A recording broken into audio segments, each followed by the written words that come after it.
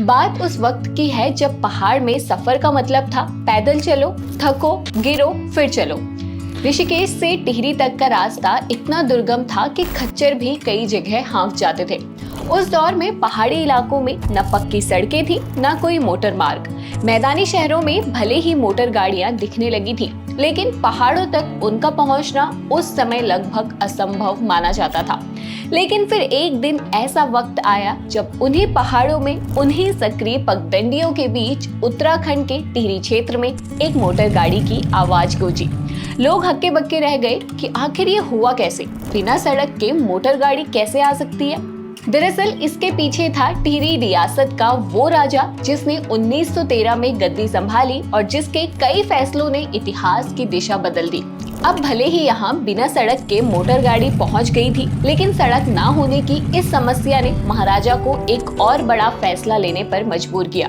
अब क्या था वो फैसला? आखिर बिना सड़क के टिहरी तक मोटर गाड़ी कैसे पहुंची? कौन था टिहरी रियासत का वो राजा जिसने ये काम किया? पहाड़ का वो कौन सा नगर है जिसे सड़क जैसी समस्याओं के समाधान के लिए बसाया गया था? और साथ ही आज के इस वीडियो में जानेंगे क्यों सड़क बन जाने के बाद भी 5 साल तक गाड़ियां टिहरी नगर से बाहर ही रुक जाती थी।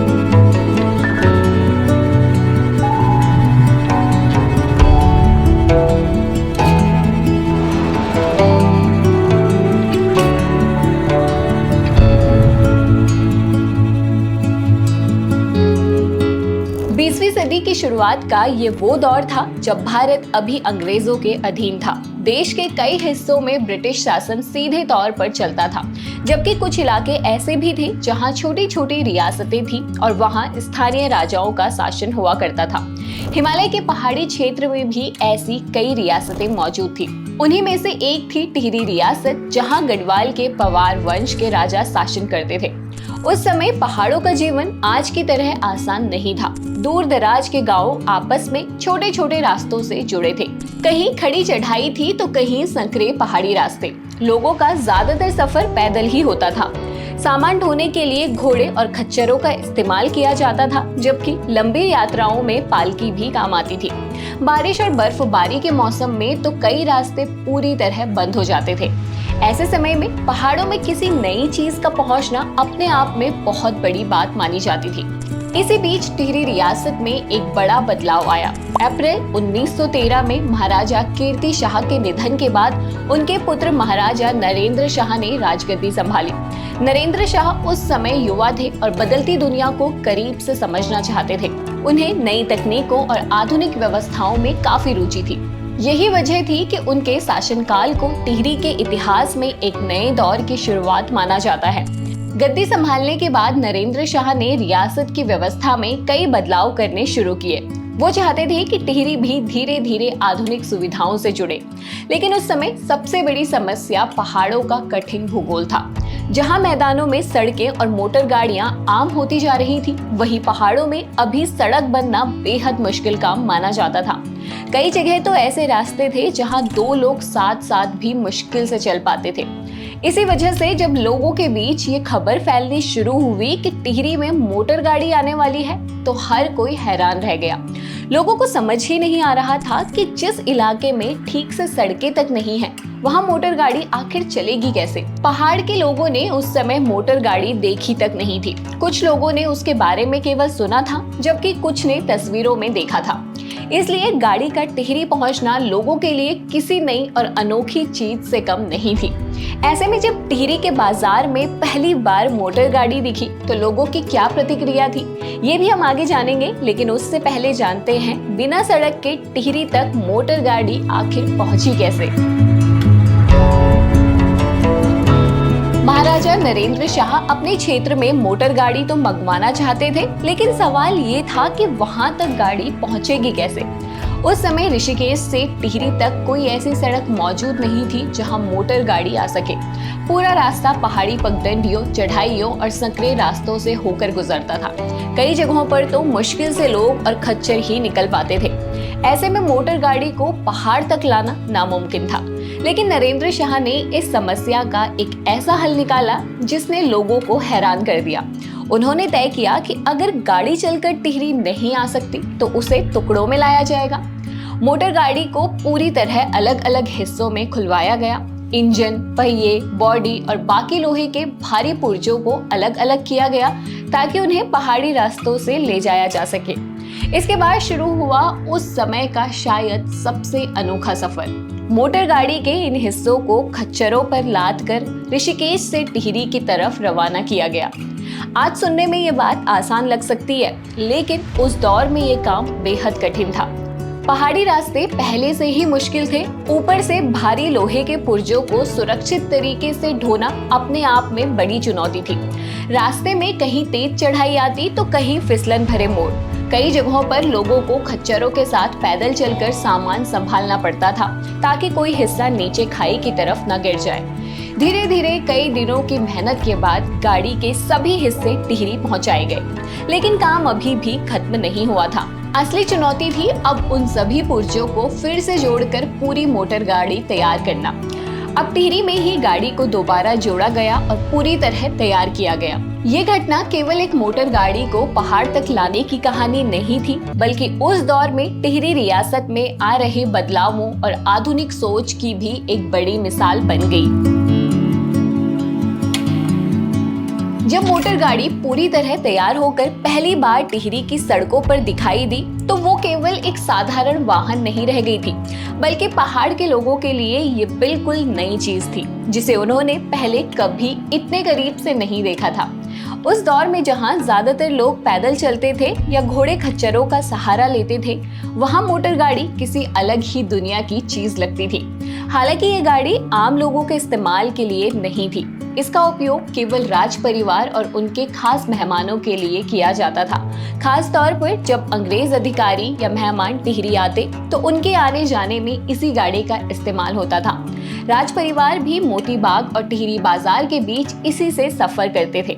बताया जाता है कि गाड़ी के लिए अलग से एक रास्ता भी तैयार करवाया गया था ताकि उसका आवागमन आसानी से हो सके। लेकिन चाहे ये गाड़ी राज परिवार तक सीमित थी, फिर भी इसकी चर्चा पूरे इलाके में फैल चुकी थी। जब भी मोटर गाड़ी टिहरी बाजार से गुजरती, लोग अपने काम रोककर उसे देखने लगते। दुकानदार दुकानों से बाहर आ जाते, बच्चे उसके पीछे पीछे दौड़ने लगते और कई लोग दूर खड़े होकर सिर्फ उसे गुजरते हुए देखते रहते। उस समय पहाड़ में मोटर गाड़ी देखना किसी बड़े तमाशे से कम नहीं माना जाता था। धीरे धीरे इसकी खबर आसपास के गांवों तक भी पहुंच गई। कई लोगों ने केवल सुन रखा था कि राजा के पास ऐसी गाड़ी है जो बिना घोड़े के चलती है, इसलिए दूर दराज के गांवों से लोग सिर्फ उसे देखने के लिए टिहरी आने लगे। कुछ लोग कई मील पैदल चलकर केवल एक बार उस मोटर गाड़ी की झलक देखने पहुंचते थे।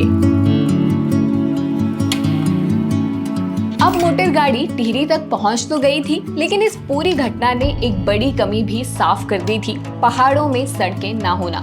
महाराजा नरेंद्र शाह अच्छी तरह समझ चुके थे कि केवल नई चीजें मंगवाने से विकास नहीं होगा। अगर रियासत को बदलते समय के साथ आगे बढ़ाना है तो सबसे पहले बेहतर रास्तों और यातायात की व्यवस्था बनानी होगी। इसलिए नरेंद्र शाह को ये बात लगातार महसूस होती रही कि बिना सड़क के पहाड़ों का विकास सीमित ही रहेगा। इसी सोच के चलते उन्होंने 1920 के आसपास एक बड़ा फैसला लिया। उन्होंने ऋषिकेश से करीब 16 किलोमीटर दूर एक पहाड़ी इलाके में नया नगर बसाने की योजना बनाई। बाद में इस नगर का नाम उनके नाम पर नरेंद्र नगर रखा गया। ये केवल एक नया शहर बसाने की योजना नहीं थी, बल्कि पहाड़ों को बेहतर यातायात और आधुनिक सुविधाओं से जोड़ने की कोशिश भी थी। नरेंद्र नगर को बसाने का काम भी आसान नहीं था। पहाड़ी इलाके में निर्माण कार्य करना उस समय काफी चुनौतीपूर्ण माना जाता था। भवन निर्माण से लेकर रास्तों और दूसरी व्यवस्थाओं तक हर काम में समय और मेहनत दोनों लग रहे थे। वरिष्ठ पत्रकार और लेखक महिपाल सिंह नेगी के अनुसार इस नगर को पूरी तरह विकसित करने में लगभग 10 साल लगे और उस समय करीब 30 लाख रुपए खर्च किए गए, जो उस दौर के हिसाब से बहुत बड़ी राशि मानी जाती थी। हालांकि इस बड़े प्रोजेक्ट का असर टिहरी पर भी पड़ा। रियासत का काफी ध्यान और संसाधन नरेंद्र नगर के निर्माण में लगने लगे, जिसकी वजह से कुछ समय तक टिहरी के विकास की रफ्तार धीमी पड़ गई। लेकिन दूसरी तरफ सड़क निर्माण का काम धीरे धीरे आगे बढ़ता रहा। आखिरकार 1926 तक नरेंद्र नगर को सड़क मार्ग से जोड़ दिया गया।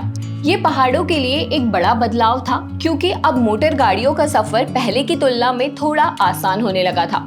इसके बाद भी काम चलता रहा और कई सालों की मेहनत के बाद 1940 में ऋषिकेश से टिहरी तक मोटर मार्ग का निर्माण पूरा हो गया। ये वही बदलाव था जिसकी शुरुआत कभी एक मोटर गाड़ी को खच्चरों पर लाद कर पहाड़ तक लाने से हुई थी। आगे चलकर यही सड़क पहाड़ों के जीवन, व्यापार और यात्रा के तरीके को पूरी तरह बदलने वाली साबित हुई। कई सालों की मेहनत के बाद अब गाड़ियां पहाड़ों तक पहुंचने लगी थी और लोगों को लगने लगा था कि आखिरकार टिहरी पूरी तरह सड़क मार्ग से जुड़ जाएगा। लेकिन इसी बीच एक पुरानी समस्या अभी भी रास्ते में खड़ी थी। असल में 1924 में आई भयंकर बाढ़ ने टिहरी इलाके को काफी नुकसान पहुंचाया था। इस बाढ़ में भागीरथी नदी पर बना पुराना पुल बह गया था। पुल टूटने के बाद लोगों को आगे जाने में पहले से ज्यादा दिक्कत होने लगी। बाद में अस्थायी व्यवस्थाएं तो की गई, लेकिन ऐसा मजबूत पुल लंबे समय तक नहीं बन पाया जिस पर मोटर गाड़ियां आसानी से गुजर सके। यही वजह थी कि सड़क बनने के बावजूद गाड़ियों का सफर अधूरा ही रह जाता था। मोटर गाड़ियां भागीरथी नदी के पार पुराने बस अड्डे तक तो पहुंच जाती थी, लेकिन वहां से आगे नहीं जा पाती थी। लोगों और सामान को नदी पार करवाने के लिए अलग व्यवस्था करनी पड़ती थी। इस कारण टिहरी तक पूरी तरह मोटर यातायात शुरू होने में अभी और इंतजार बाकी था। ये स्थिति करीब 5 साल तक बनी रही। पहाड़ के लोगों को सड़क बनने के बाद भी उस दिन का इंतजार था जब गाड़ी सीधे टिहरी बाजार तक पहुंच सकेगी। आखिरकार बाद में उस जगह एक पुल तैयार किया गया। भले ही वो अस्थायी और बहुत मजबूत पुल नहीं था, लेकिन उसने टिहरी को सड़क से जोड़ने की दिशा में बड़ी भूमिका निभाई। फिर 1945 में वो दिन आया जब उसी रास्ते से राजकुमार बालेंदु शाह गाड़ी चलाकर टिहरी राजमहल तक लाए। गाड़ी धीरे धीरे पुल से होकर आगे बढ़ी और पहली बार सीधे टिहरी बाजार और राजमहल तक पहुंची। उस समय ये केवल एक गाड़ी का सफर नहीं था, पहाड़ के लोगों के लिए ये कई वर्षों के इंतजार और बदलाव का प्रतीक बन चुका था। जिन रास्तों पर कभी सिर्फ पैदल यात्री, घोड़े और खच्चर दिखाई देते थे, अब वहां मोटर गाड़ियां पहुंचने लगी थी। तो ये थी टिहरी में बिना सड़क के मोटर गाड़ी पहुंचने की कहानी। आपको ये पेशकश कैसी लगी हमें कमेंट करके जरूर बताएं। वीडियो अच्छा लगा हो तो इसे लाइक और शेयर करें और घुघुती को सब्सक्राइब करना ना भूलें। धन्यवाद।